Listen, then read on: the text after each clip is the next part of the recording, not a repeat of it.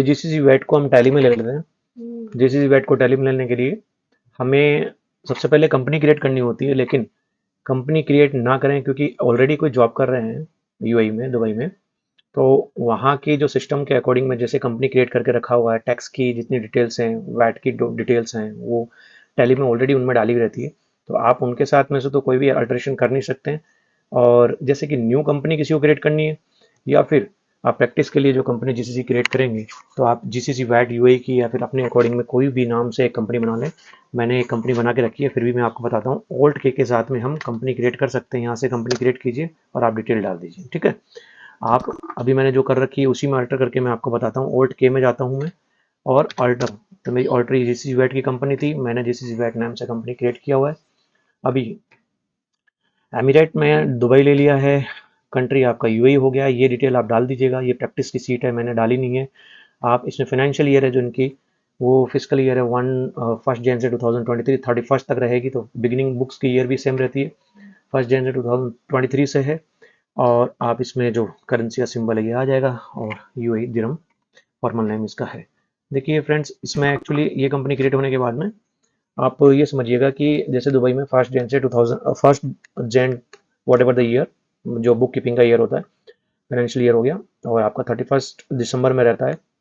Actually IFRS के according में जो वहाँ की लाइबिलिटी और एसेट कैलकुलेशंस होती है, ग्लोबल बिजनेस लोग करते हैं, तो वो आईएफआरएस के अकॉर्डिंग में वहाँ की जो फिजिकल पॉलिसी है और उसी के साथ में जो वहाँ की फाइनेंशियल ईयर है वो 1 जन 2023, जो 23 बोलूँ या फिर 1 जन से लेके 31 दिसंबर तक रहती है, ठीक है। तो अभी मैंने उसमें डाल दिया। वैट डिटेल इसकी डालनी पड़ेगी। आप गेटवे ऑफ टेली में दीजिए, ऑल्टर में चले जाइए। ऑल्टर में जाने के बाद में सीधे नीचे आ जाइए, स्टेटरी डिटेल्स में वैट रजिस्ट्रेशन डिटेल्स में आप जाइए। वहाँ पे आप देखेंगे कि मैंने डाला दुबई में, और एक मैंने डमी नंबर इसमें टीआरएन नंबर डाल दिया 15 डिजिट का, जिसमें अल्फ़ाबेट नहीं है, सारे न्यूमेरिकल है। तो आप इसमें ये डाल देंगे। रजिस्ट्रेशन डेट डाल दिया है मैंने, पीरियडिकली क्वार्टरली ले लिया है मैंने, और ये पीरियड जो स्टार्ट है फ्रॉम 1 जन 2023 से एग्जाम्पल के लिए, ठीक है। वैट डिटेल आप सेट अल्टर्स यहाँ पे कीजिए, या फिर आप वहाँ पे भी कर सकते हैं। जब आप वैट का डिटेल्स वहाँ डालेंगे, आप यस भी कर सकते हैं। यहाँ पे मैंने लिया, मैंने वहाँ पे भी ले रहा हूँ। जैसे कि टाइप ऑफ टैक्स रहते हैं, वैट रहता है, तो उसकी जो डिटेल्स है वैट की वहाँ आपको दिखा दूंगा मैं। आप यहाँ पे चाहिए तो यस करके इसमें टैक्सेबल में ले लीजिए। 5% में स्टैंडर्ड वैट रेट है यहाँ का दुबई का, वो ले लीजिए। आप इसे यस करके रख सकते हैं, ओके। ये आप इग्नोर कीजिए, इसे आप बाय डिफॉल्ट रहने दीजिए। अभी मैं बैक करता हूँ, बैक करके आ जाइए, ठीक है। तो अभी ये कंपनी क्रिएट हो गई। अभी इसी तरीके से अगर बेसिक बात करूँ मैं ज़्यादा, तो आपको लेजर भी क्रिएट करने होंगे। 1-on-1 क्रिएट में चले जाइए, आप लेजर में जाइए और इसमें 2-3 टाइप के लेजर क्रिएट कीजिए। जैसे कि एक तो आपका परचेज लेजर हो गया, परचेज अकाउंट के अंडर में आ जाएगा। एक आपका पार्टी लेटर हो गया, पार्टी का लेजर हो गया, जो आपके सिंडिकेटर के अंडर में आ जाएगा। उसमें उनकी वैट डिटेल, पार्टी की वैट डिटेल याद रखिएगा, पार्टी की वैट डिटेल उनके लेजर में देनी है। मैं आपको दिखा दूंगा जो मैंने क्रिएट करके रखा है। मैंने डायरेक्टली परचेज वाउचर के अंदर ही लेजर्स को क्रिएट करता चला गया हूँ शॉर्टकट से। तो ये इतनी ज़्यादा बेसिक नहीं है, ताकि ये बेसिक तो आपको सबको मालूम रहेगा, तो मैं इसमें ज़्यादा डेप्थ नहीं जाता हूँ। तो तीसरा लेजर आपका सेल्स पार्टी का, एक सेल्स का लेजर रहेगा और एक वैट का रहेगा। वैट का सिंगल लेजर बना लीजिए। सिंगल लेजर बनाने के बाद में उसको वैट में रख लीजिए। अंडर वैट के अंदर रहेगा duties and taxes, taxability VAT रहेगा। इस तरीके से उसका लेजर क्रिएट करके रखिए। फिर आपको एक आइटम का लेजर बनाना है। तो आइटम का लेजर बनाने के लिए आप चाहिए तो पहले से स्टार्ट कर लीजिए। यहाँ पे स्टॉक आइटम में जाकर के आइटम का लेजर क्रिएट कर लीजिए, और उसकी यूनिट वगैरह जो देनी होती है वो आप दे दीजिएगा, ठीक है। अभी आप, मैंने जो क्रिएट करके रखा हुआ, मैंने डायरेक्टली परचेज लेजर में क्रिएट करके रखा था। अभी मैं थोड़ा आपको सीधा वाउचर्स में चला जाता हूँ और वहाँ पे जाके आपको दिखाता हूँ। तो मैं क्या करूँगा कि शॉर्टकट से जाता हूँ, डिस्प्ले अकाउंट्स बुक्स में से, परचेज रजिस्टर्स में से मैं आपको वाउचर दिखाता हूँ। डेट ले लेता हूँ मैं, 3 मंथ की डेट ले लेता हूँ, 3 मंथ्स की। 1 जन आपके सामने है, और 30 अप्रैल तक की मैं, 1 जन से 30 अप्रैल तक की, सॉरी, मैंने जो ट्रांजेक्शन किए हैं इसके अंदर 1 अप्रैल से किया है, तो 1 अप्रैल से मैं ले लेता हूँ 30 जून तक की, ठीक है। तो 30 जून तक की मैंने ले लिया है इसमें। अब इसमें ये 2 ट्रांजेक्शन्स मैंने किए हुए हैं, ठीक है, आप देख लीजिए। इसमें आपको सबसे पहले ये देखिएगा, यहाँ पे रेफरेंस नंबर, डेट ले लीजिएगा। रेफरेंस नंबर जो सप्लायर का इनवॉइस नंबर है वो ले लीजिएगा। उसके बाद में आप ये पार्टी और कंट्रोल एंटर करके मैं पार्टी की डिटेल्स दिखा देता हूँ आपको। मैंने जब पार्टी क्रिएट की थी, सन्ड्री क्रेडिटर अंडर रहेंगी, ठीक है। उसके बाद में ये बाय डिफॉल्ट यस रखिए। आ जाइए सीधे दुबई में आइए। कंट्री इनकी जो है एमिरेट दुबई है, यूएई है। कंट्री यूएई हो गई है इनकी, पीओ बॉक्स नंबर आप इसमें डिटेल्स, इसमें ये जरूरी है, ये कंपलसरी डिटेल्स बहुत जरूरी है जो आप इसमें डाल के रखिएगा। लेजर्स जब भी क्रिएट करें फ्रेंड्स, तो जितने भी उनकी एक्यूरेट इन्फॉर्मेशन हैं, आप सिंडिकेटर्स के इनवॉइस पे सब रहती है, तो आप वहाँ से परचेज करते समय जो इनवॉइस होता है वहाँ से उनकी सारी डिटेल डाल लीजिए। उनका टीआरएन नंबर भी आप डालिए यहाँ पे, टीआरएन नंबर के अकॉर्डिंग ही आपकी आगे की वैट कंपटीशंस क्रिएट होती हैं और आगे आपको वैट रिटर्न्स में भी हेल्प मिलती है। अगर आईटीसी लेना है तो सब आपको आइडेंटिफिकेशन इनके टीआरएन नंबर से तुरंत होता है, ठीक है। रजिस्ट्रेशन टाइप आप रेगुलर ले लीजिए। इसकी मैंने डेट रजिस्ट्रेशन एग्जाम्पल के लिए 1 जन को उनका रजिस्टर हुआ था, जो रजिस्टर उनकी डेट का रहेगा वो आपको डालना है। मैंने 1 जन ले रखा है यहाँ पे, टीआरएन नंबर वही सेम 15 डिजिट के न्यूमेरिकल, ठीक है। अब इसको सेव कर रखा है मैंने, तो आप इसको ऐसे सेव कर लीजिए। फिर उसके बाद में आप आइए नीचे, जब इसकी लेजर बन जाएगी तो आपको माल परचेज करते, मटेरियल गुड्स परचेज करते समय जो भी इसकी डिटेल्स है, ठीक है, रिसिप्ट डॉक्स नंबर हुआ, डिस्पेच थ्रू किसके हुआ, डेस्टिनेशन आपके किस गोडाउन, किस कहाँ से आपका माल किस गोडाउन में आ रहा है, डेस्टिनेशन को पूरा डालिए, ठीक है। कैरियर नेम और एजेंट नेम किसके थ्रू आ रहा है वो डालिए, एलआर नंबर डालिए, आप उसकी लॉरी नंबर डालिए, बिल ऑफ लैंडिंग ये नंबर डालिए, मोटर व्हीकल नंबर डालिए और डेट किस डेट को वो वहां से डिस्पैच हुआ, ठीक है। बाकी एक बेसिक इन्फॉर्मेशन वापस से आ जाएगी, आप इसको सेव कीजिए। परचेज अकाउंट में जाइए, कंट्रोल एंटर के साथ में आपको दिखाता हूँ, अंडर परचेज का अकाउंट के में रहेगा आपका, और ये टैक्सेबिलिटी डोमेस्टिक टैक्सेबल परचेज आपको जो बताया था, सेट अल्टर टैक्स डिटेल्स वहां पे स्टार्टिंग में, तो आपका यहाँ पे भी आ गया। आप इसको डोमेस्टिक टैक्स टैक्सेबल परचेज रहेगा, टैक्सेबल है ये 5% गुड्स है, सर्विस नहीं है, आप इसको ले, ठीक है। इस तरीके से आप इसको ले लेंगे। अभी आप आइटम क्रिएट कीजिए, मैंने क्लॉथ क्रिएट किया है, एंटर मारिए।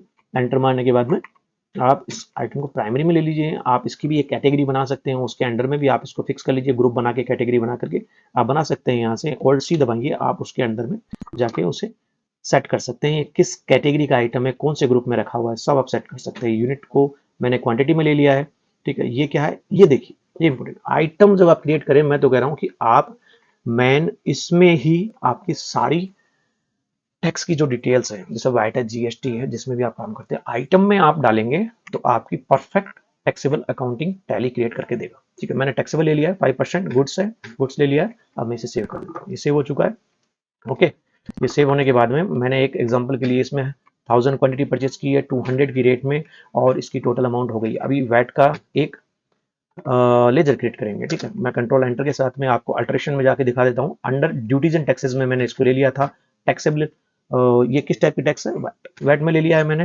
रिकॉर्डिंग मेथड देखो, राउंडिंग मेथड में जो आपका नॉट एप्लीकेबल है, आपके अकॉर्डिंग में देखिएगा, डाउनवर्ड अपवर्ड जिसमें भी रखना हो वो आप, जिसमें किसी के बिल्स ऐसे आ जाते हैं बहुत ही रेयर केस में 0.01 एक्स्ट्रा दिरम ऐसे, तो वो आप राउंडिंग मेथड करके रख सकते हैं। मैंने नॉट एप्लीकेबल किया, ये सब आप करके रखिएगा, बेसिक इन्फॉर्मेशन। इसके बाद में सेव कर लेना। सेव करने के बाद में ये लेजर्स आप पहले बेसिकली गेटवे ऑफ टैली के अंदर जाके लेजर सब क्रिएट कर सकते हैं। अदरवाइज आप डायरेक्ट परचेज वाउचर में जाइए। परचेज वाउचर में जाने के बाद में आप वहां से अपने सारे लेजर साथ में क्रिएट कर सकते हैं, ऐसे सेल्स के कर सकते हैं। मैंने ये कर लिया, ये देखिए वैट इस पे 10,000 हुआ है। Alt plus that means alt a दबाएंगे आप, टैक्स इन्फॉर्मेशन मिल जाएगी इसमें कि आपको वैट कितना गिरा है। ये देखिए वैट जो गिर रहा है यहाँ पे 5%, 10,000 का वैट आपको चार्ज हो गया, ओके। अभी हम चलते हैं, ये दो वाउचर, ये सेम वाउचर एक मैंने क्रिएट किया हुआ है क्लॉथ का, जिसपे मेरा वैट लगा है 5,000। वैट रिपोर्ट में जाके देख लेते हैं। देखिए वैट रिपोर्ट में आपको टैक्स एनालिसिस करके दिखा रहा है कि 5,000 का वैट लगा, टोटल मेरा 15,000 का वैट चला गया, ठीक है। तो फ्रेंड्स ये वैट जाने के बाद में अभी देखिए सेल्स की एक वाउचर क्रिएट कर लेते हैं, ठीक है। तो मैंने सेल्स के रजिस्टर में ऑलरेडी हूँ, तो सेल्स के रजिस्टर में जाने के बाद में मैंने इसकी वाउचर देख लेता हूँ। तो मैंने जब इसकी वाउचर को चेक किया तो यहाँ पे प्रेस बिन के नाम से एक वाउचर मैंने क्रिएट कर रखा है, ये पार्टी है, प्रेस बिन मेरा डेटर है। तो मैंने डेटर को अपना मटेरियल सेल किया, कंट्रोल एंटर करके मैं दिखा देता हूँ। ये पार्ट कॉमन रहेगा, बेसिक रहेगा, जो अकाउंटिंग फील्ड में है उनके लिए तो बहुत बेसिक है, ठीक है। प्रेशर के लिए सन्डी डेटर्स में ले लीजिएगा ये, बिकॉज ये हमारा रिसीवेबल है, ठीक है, हमारा ये एसेट है, ओके। तो हमारी एसेट है, सन्डी डेटर रिसीवेबल है, तो हमें इसे अमाउंट कलेक्शन करना है, ठीक है। तो सन्डी डेटर आएगा, क्रेडिटर में है जो हमारी पेबल्स है, ठीक है। तो ये सन्डी डेटर्स में आ गए। सन्डी डेटर्स में लेने के बाद में ये इन्फॉर्मेशन आप, मैं इस पे जोड़ दूंगा, ये इन्फॉर्मेशन जो पार्टी की है इसको आप बड़े गौर से एक्यूरेटली भरिए, ठीक। कहाँ मिलेगी, उनके इनवॉइस पे मिलेगी, ठीक है। ये जब हम सेल कर रहे हैं तो बिल तो हम रेज कर रहे हैं, लेकिन इस समय पार्टी से ही आपको सारी इन्फॉर्मेशन ले लेनी है। जब वो उनके परचेज ऑर्डर उनकी तरफ से आता है तो आप उसके परचेज ऑर्डर पे ही उनकी डिटेल रहती है, कंपनी की सारी डिटेल वो एक्यूरेटली आप भर दीजिए, ठीक है। ये यूएई के अंदर ही है, डोमेस्टिक सेल कर रहे हैं, वो डोमेस्टिक परचेज थी। हम जब ये इंट्रा हो गई, इंटर स्टेट परचेज करेंगे, दैट मीन्स यहाँ दुबई से हम दूसरी कंट्री में भेज रहे हैं, दूसरी कंट्री से मटेरियल आ रहा है, तब किस तरीके से टैक्स की कैलकुलेशन होगी वो मैं बाद में बताऊंगा। पहले हम डोमेस्टिक की देख लेते हैं। तो इसकी सारी इन्फॉर्मेशन इसमें पंच आउट करनी है करेक्टली, और उसके बाद में हमें इसकी वाउचर को क्रिएट करना है। सेल्स की वाउचर क्रिएट कर रहे हैं, मटेरियल सेल कर रहे हैं, आप अंडर सेल्स अकाउंट में लेंगे। देखिए अगेंस्ट वही आ रहा है, तो सारी इन्फॉर्मेशन वापस भरिएगा। ये आपकी इन्फॉर्मेशन है, आप किसके थ्रू उसको सेल करके डिस्पैच कर रहे हैं, आपका डॉक नंबर क्या है आपकी कंपनी में, और ये कहाँ जा रहा है, डेस्टिनेशन वो कौन सा रहेगा, वो सब आप देखते जाइए। आपके यहाँ पे कैरियर नेम कौन है, एजेंट कौन है, किसके थ्रू है, ऑलराइट। तो अभी एलआर वगैरह डिटेल आप भरिए, मोटर व्हीकल नंबर, डेट कब रिलीज हो गया आपके यहाँ पे, इनवॉइस डेट, और ये डेट में 1 दिन 1.5 दिन 2 दिन का फर्क हो सकता है, लेकिन ज्यादा दिन का फर्क नहीं होगा। अभी देखिए ये इसकी बेसिक डिटेल आ गई, वापस सेव कीजिए। सेल्स अकाउंट है, सेल्स अकाउंट को कंट्रोल एंटर करके मैं चेक करा देता हूँ, सेल्स को सेल्स के अंडर में रखना है। ये देखिए यहाँ पे मैंने डोमेस्टिक टैक्सेबल सप्लाई किया हुआ, टैक्सेबल है 5000 गुड्स पे, ओके। ये इन्फॉर्मेशन इसमें पंच करके रखनी है। अभी आप आगे आ जाइए। तो जैसे ही मैंने ये इन्फॉर्मेशन रखी, क्लॉथ को आप देख, क्लॉथ का मैंने आपको लेजर दिखाई दिया था, और क्लॉथ का सेम रहेगा, मटेरियल आपने जो सेल किया है, परचेज किया है, वही सेल कर रहे हैं। तो there will be nothing change in this item. So cloth को क्लॉथ में रहेंगे, हमने सेल किया है 500 क्वांटिटी, ओके, 300 दिरहम की रेट में, 7500 मैंने टैक्स रिसीव किया है। ये आउटपुट टैक्स है जो मैंने रिसीव किया। वैट का सिंगल ही लेजर बना के रखना है, ये वैट का जो लेजर है वो सिंगल ही बना के रखना है। 7500 मैंने टैक्स कलेक्ट किया है, और मैंने 15000 tax already federal tax authority department को मेरे सन्ड्री क्रेडिटर के थ्रू सबमिट करवा दिया था। तो ऑलरेडी मेरा 15000 जा चुका है। 7500 वैट मैंने अभी कलेक्ट किया है, मैंने किसी मेरे कस्टमर से, ठीक है, मैंने किसी कस्टमर से कलेक्ट किया। अभी 7500 की मेरी टैक्स लायबिलिटी है, बेसिक बात है, इसमें कोई ज्यादा रॉकेट साइंस नहीं है। 7500 की जो अभी मेरी टैक्स लायबिलिटी किसकी तरफ की है, दैट मीन्स आईटीसी अवेलेबल है। सॉरी, टैक्स लायबिलिटी मतलब ये नहीं है कि मेरी पेबल खड़ी है, दैट मीन्स कि मेरे पास में अभी भी एडजस्टेबल 7500 का वैट है, जो मैं किसी भी नेक्स्ट इनवॉइस के अंदर एडजस्ट कर लूंगा, ओके। तो अभी ये वैट रिपोर्ट में जाके देखते हैं। ये आपने देख लिया, 2 वाउचर क्रिएट हो चुके हैं, वैट रिपोर्ट में हम जाके चेक करते हैं, ठीक है। तो वैट रिपोर्ट में जाने के लिए गेटवे ऑफ टैली शॉर्टकट बताता हूँ, डिस्प्ले के लिए डी, वैट रिपोर्ट के लिए ओ, सीधा आएंगे, और बाद में वैट 2001 की वैट रिपोर्ट है, वो इसकी ओपन हो जाएगी जो यूए की है। तो अभी मैं थोड़ा बेसिक बता देता हूँ दोबारा से, मैं डिस्प्ले में आ जाता हूँ। ये देखिए स्टेटरी वैट रिपोर्ट, ये वैट रिपोर्ट है, स्टेटरी में वैट रिपोर्ट में वैट 201 में आके देखता हूँ। अभी देखिए मैं पीरियड सेलेक्ट कर लेता हूँ, इसमें अभी नहीं आ रहा है, तो अभी पीरियड सेलेक्ट करता हूँ, 1 अप्रैल से 30 जून, ठीक है। अभी ये मेरी वैट रिपोर्ट आ चुकी है। वैट रिपोर्ट में मैं जाके क्या देखता हूँ कि क्या मुझे कोई टैक्स भरना देगी। 2-3 चीजों को जानिएगा आप, कि यहाँ से जो आपकी ये जो इंक्लूडेड रिटर्न, ये यहाँ पे कोई एरर आता है ना, तो उसे आप रेक्टिफाई जरूर कीजिएगा, ठीक है। जैसे कि अनसर्टेन ट्रांजैक्शन है, करेक्शन नीड्स है, कोई भी ट्रांजैक्शन में करेक्ट एंटर कीजिए। यहाँ पे जैसे एंटर करेंगे, अभी है नहीं तो एंटर हो नहीं रहा है, ओपन नहीं हो रहा है, तो जैसे ही होगा एंटर हो जाएगा, ओपन हो जाएगा, वहां पे आपके पास सामने लिखा हुआ आ जाएगा कि आपकी कुछ इन्फॉर्मेशन गलत डाली हुई है पार्टी की, तो आप उसे सही कीजिए, ठीक है। अभी देखिए यहाँ पे भी है ऑडिट फाइल के लिए, हम जब टैक्स ऑडिट होता है, चाहे इंटरनल हो एक्सटर्नल हो, एक्सटर्नल ज्यादा होता है, तो उस समय जब टैक्स की ऑडिट होती है, तो दैट टाइम पे अगर कोई करेक्शन है, तो ये आपका टैली है, आपकी बुक्स ऑफ अकाउंट्स जितनी भी की हुई है, वो आपकी वैट से रिलेटेड सब यहाँ पे बता देगा। तो इसमें आप एंटर करेंगे ना, तो आपको वहाँ पे जो भी करेक्शन रिक्वायरमेंट है, कोई मिस्टेक हो गई है, कोई एरर है, उसको आप सही कर दीजिए। और उसके बाद में यहाँ पे अभी कोई एरर नहीं, 0 दिखा रहा है, ठीक है। टोटल वाउचर मेरे 3 पंच किए हुए हैं, अभी इंक्लूडिंग रिटर्न कुछ नहीं है, तीन वाउचर इंक्लूडिंग रिटर्न में है, लेकिन मैंने अभी रिटर्न की कुछ प्रोसेस को स्टार्ट नहीं किया, ओके। तो चलिए अभी क्या दिखा रहा है मेरी, देखिए लोकल मेरी सप्लाई कितनी है, एक इनवॉइस की 7500 मैंने वैट कलेक्ट किया है, ये मुझे सबमिट करना है टैक्स अथॉरिटी डिपार्टमेंट को, बट मैं नहीं करूंगा बिकॉज ऑलरेडी मैंने लोकल परचेज की थी, तो दैट टाइम मैंने 15000 का वैट मैंने भर दिया था। यहाँ 15000 का वैट देख रहे हैं, ये 15000 का मैंने वैट भरा हुआ है, जिसमें से मेरे को 7000 को एडजस्टेबल हो चुका है, 7000 को ऑटोमेटिक टैली ने करके दे दिया। तो अभी मेरे पास रिफंडेबल, अभी भी मेरे पास रिफंडेबल 7500 का वैट है, बिकॉज जब मैं नेक्स्ट बिल जनरेट करूंगा तो हो सकता है कि उस पर मैं ज्यादा टैक्स कलेक्ट करूंगा, तो उसका भी एग्जांपल अभी मैं ऐड कर देता हूँ इसके अंदर ही। 7500 का मेरा रिफंडेबल है, तो अभी मुझे कोई टैक्स नहीं भरना है, ठीक है। तो अभी यहाँ पे आप देखिए ये पीरियड है, इस पीरियड के अंदर लिया है मैंने, और यहाँ पे लास्ट में total VAT refundable 7000 500 total. VAT paid कितना है? 0। अभी तक कोई भरा ही नहीं है, आ जाएगा जैसे ही वेट पेबल रहेगा तो ये रिफंडेबल की जगह पेबल हो जाएगा। ठीक है, तो ये चीज आपने देखी। अब मैं क्या करता हूँ कि इसमें एक अपना एक इनवॉइस है, उसी में करेक्शन कर देता हूँ। किसमें? ये जो मेरी डोमेस्टिक सप्लाई है, इसमें मैं करेक्शन कर देता हूँ, इसी को इंक्रीज कर देता हूँ, तो वैट हमारा जनरेट हो जाएगा। ठीक है, पेबल वैट जनरेट हो जाएगा। चलो उसमें जाके देख। तो मैं इसकी वाउचर में चला जाता हूँ। सिंपल वाउचर में जाने के लिए DAL। ठीक है, लेजर में आ जाऊंगा डायरेक्टली। दोबारा देखिए, डिस्प्ले, अकाउंट्स बुक और लेजर। ठीक है, इसमें मैं आ चुका हूँ। यहाँ पे मेरे को फ्रेश बीन ले लेना है। फ्रेश बीन जो मेरी पार्टी थी जिसको मैंने सेल किया है, अभी मैं इसके अंदर करेक्शन कर देता हूँ। तो मैं फटाफट एंटर कर लेता हूँ। जल्दी से एंटर करने के बाद में इसकी क्लॉथ को मैं 700 की रेट में इसको सेल करता हूँ। तो मेरा वैट जनरेट हो गया 17,500। ठीक है, मैं इसे सेव कर देता हूँ।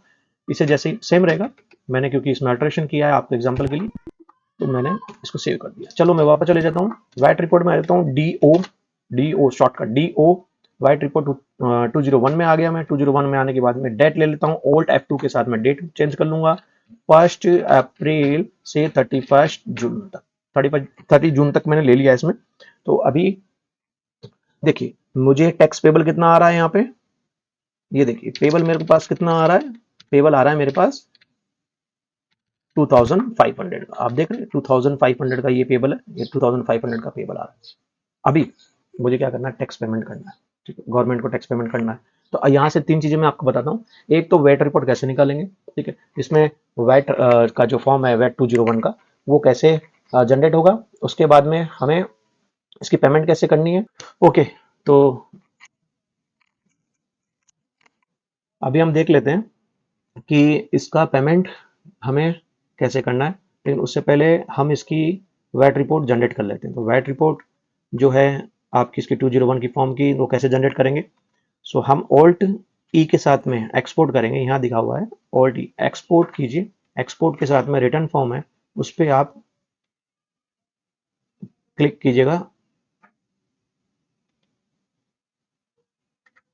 और आप इसे सेंड कर सकते हैं। इससे पहले आप इसको बैक जाइए। बैक जाने के बाद में कॉन्फ़िगरेशन में आप इसमें वैट रिटर्न ड्यू डेट है वो डाल दीजिए।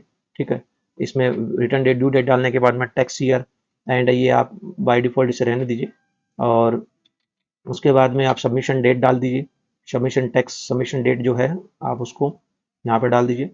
फिर उसके बाद में आपका नेम डाल दीजिए, mobile number, again phone mobile number, country code आ गया। ये सब बेसिक डिटेल्स हैं। आप डिटेल्स को आप सबको पंच कर लीजिए। ठीक है, उसके बाद में आप इसे सेंड कीजिए। सेंड करेंगे तो आपका ये वैट रिपोर्ट रेडी होगा। ठीक है, देखिए जो इसको पाथ दिया रहेगा उस पाथ में जा करके ये आपको वैट रिपोर्ट जनरेट हो जाएगा। अभी इसमें भी वैट रिपोर्ट है, ये आपकी फेडरल टैक्स अथॉरिटी डिपार्टमेंट है, वहाँ पे भी आपको सिमिलर वैट रिपोर्ट देखने को मिलेगा। आप इससे उसको मैच कर सकते हैं, जिसमें ये आपकी वैट रिटर्न रिपोर्ट है। इसे आप सबमिट टैक्स अथॉरिटी डिपार्टमेंट में किया जाता है, तो वहाँ पे आप जाके सब इसको क्रॉस वेरीफाई कर लेंगे। ये देखिए नेट वैट वैल्यू 17,500 है। अब ये देखिए total value of recoverable tax for the period 15,000 recover हो गया है आपका। और taxable tax for the period 2,500 दिरहम है, ये आपका यहाँ पे आ जाएगा। ठीक है, ये आपकी डेट आ जाएगी। डेट जो आपको लेनी थी 10th को लेनी थी, डेट ऑफ सबमिशंस 10 जुलाई, 11 जुलाई जो वहाँ की ड्यू डेट है वो आप यहाँ पे ले लीजिएगा। इसी तरीके से आपकी ये वैट रिपोर्ट फाइल रेडी हो जाएगी। ओके, तो ये आपकी वैट की आपने 201 का देखा है आपने कैसे निकलेगा एक्सपोर्ट करने के बाद में। ठीक है, अभी इसकी पेमेंट हम कर लेते हैं। तो पेमेंट के लिए आगे में कॉलम में देखिएगा स्टार्ट पेमेंट है। अगर आप यहाँ पे स्टार्ट पेमेंट करते हैं तो Alt+S के साथ में जाइए। ठीक है, आप इसकी पीरियड को चूज कीजिएगा। 1 अप्रैल से 30 जून तक का मेरा ट्रांजेक्शन है। रेगुलर वेट में रेगुलर वेट लीजिएगा और यहाँ पे आपका आ जाएगा। अब इसमें डेट आपको 10th जुलाई आपको सेलेक्ट कर लेना है। आपकी जो बैंक है बैंक को ले लेना है। बैंक को लेने के बाद में इसमें वैट की आपको अमाउंट ऑटोमेटिकली आ जाएगी और यहाँ पे करंट बैलेंस आपका 0 दिखाएगा जब आप पेमेंट कर देंगे। ठीक है, नरेशन डाल दीजिएगा। नरेशन डालने के बाद में सारी डिटेल्स को आप यहाँ पे सबमिट कर लीजिएगा। जो आपकी बैंक डिटेल है उसको आप सबको सबमिट कर लीजिएगा। ओके, अभी आप देखिए यहाँ पे आप Alt+I को प्रेस कीजिएगा, Ctrl+I को प्रेस कीजिएगा। Ctrl+I को प्रेस करने के बाद में वैट पेमेंट डिटेल्स है, इसको आप देखिए। इसमें जो भी आपकी बैंक की वेट पेमेंट डिटेल्स है उसको सबको भर लीजिए, ठीक है। आप इसमें डिपॉजिट डेट डाल दीजिए, नेम ऑफ द बैंक है, नेम ऑफ द ब्रांच है, अगर आपका टैक्स किसी का ग्लोबलाइजेशन है जिसमें IFRS के अंडर में आता है, किसी टैक्स के अथॉरिटी, जो स्विफ्ट कोड होते हैं जैसे हमारे यहाँ पे हम कह सकते हैं IFSC कोड होता है, वो उसके कोड वगैरह वो सब आप यहाँ पे पंच कर लीजिएगा। एक्नॉलेजमेंट नंबर है, आपका रिटर्न नंबर है वो डाल दीजिएगा, इंस्ट्रूमेंट नंबर है, चेक नंबर है, इंस्ट्रूमेंट डेट है, और मोड ऑफ पेमेंट है, आपकी ऑनलाइन पेमेंट है या फिर चेक के थ्रू पेमेंट है, वो आप यहाँ पे डिटेल दे दीजिएगा, ठीक है। आपको यहाँ पे नरेशन डाल के सेव कर लेना, ये वाउचर सेव हो जाएगा। अभी आप देखिए कि यहाँ पे बैलेंस वेट पेबल, देखिए बैलेंस वेट पेबल 7,500,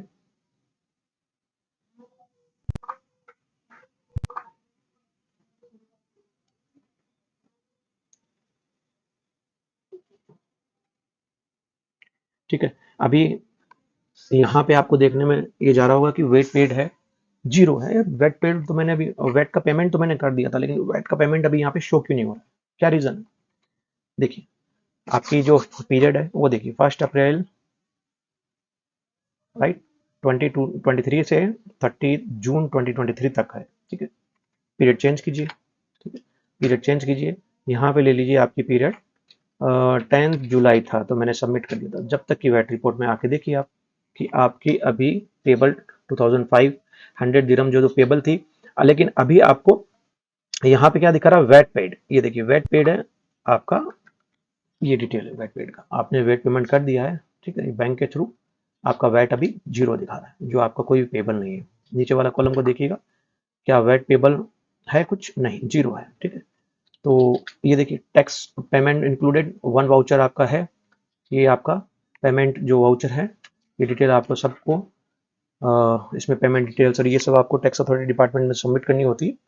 इसके बाद में आपका यहाँ पे आप चेक कर रहे हैं कि आपका कोई वेट पेमेंट अभी बचा नहीं है। अभी जैसे जैसे ट्रांजेक्शन इसमें और बढ़ेंगे तो मैं आपको उसकी सारी डिटेल दूंगा, ओके। तो अभी नेक्स्ट की ट्रांजेक्शन जो वेट की हम आगे बढ़ेगी, इंटरेस्ट रेट की ट्रांजेक्शन हम बढ़ाएंगे इसमें अकाउंटिंग में वेट की में, और फिर बाद में इसमें जो इंपॉर्टेंस है रिटर्न्स के कुछ और, तो वो सब इसमें हम इंक्लूड करते चलेंगे।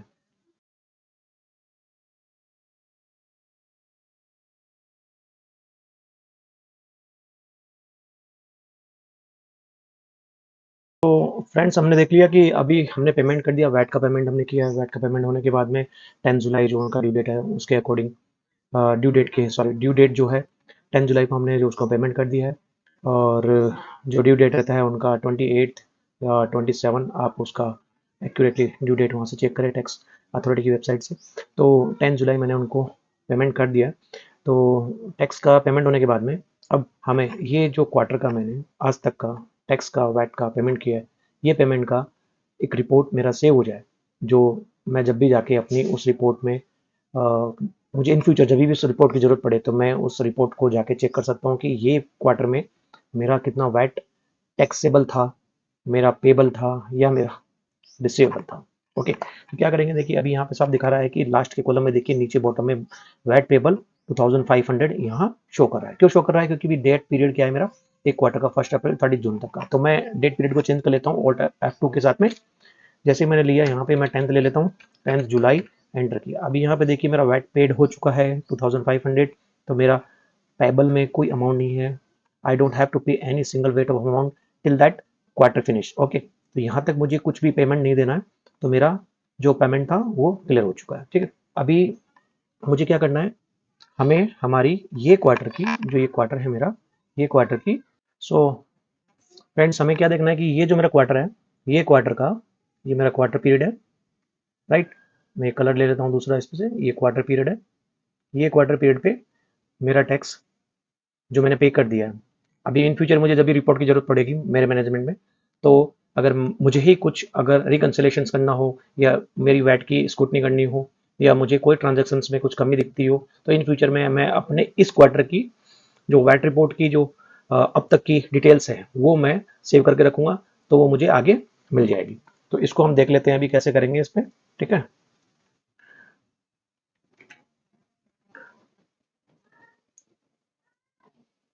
तो यहाँ पे आप देखिए सेव रिटर्न्स, राइट।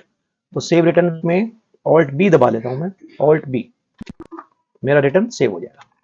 ओके, अभी इस फॉर्मेट में आके देखूंगा कहाँ पे, गेटवे ऑफ टैली से बताता हूँ आपको। आप गेटवे ऑफ टैली में आ जाइए, वहां पे आप दबाइए DO, सेम फॉर्मेट में आ जाएंगे। वैट रिपोर्ट्स में रजिस्टर्स, ये जो रजिस्टर्स है ये लिखा हुआ है यहाँ, रजिस्टर्स के नीचे रिटर्न्स ट्रांजैक्शंस बुक, इसको ओपन कर लीजिए।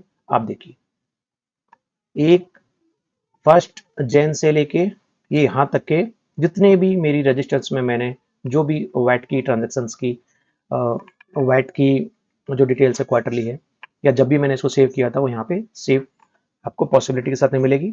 अगर मैं डेट इसकी चेंज कर लेता हूँ तो मेरा 1 अप्रैल से था, ठीक है, और 30 जून तक का था, ठीक है, तो मैं 30 जून ले लूंगा, ये मुझे नहीं दिखेगा। अगर मैं 10 जुलाई को लेता हूँ जो मेरा पेमेंट डेट है, तो यहाँ पे मैं 10 जुलाई तक ले लेता हूँ सिलेक्शन, तो ये रिपोर्ट दिख जाएगी। तो ये रिपोर्ट वो रिपोर्ट खुल जाएगी कि इस डेट में मैंने किसका पेमेंट किया था, और मेरी क्वार्टरली मेरा कौन सा क्वार्टर था, उस क्वार्टर के अकॉर्डिंग मैंने पेमेंट किया था, उसकी सारी डिटेल आपको यहाँ मिल जाएगी। Okay friend,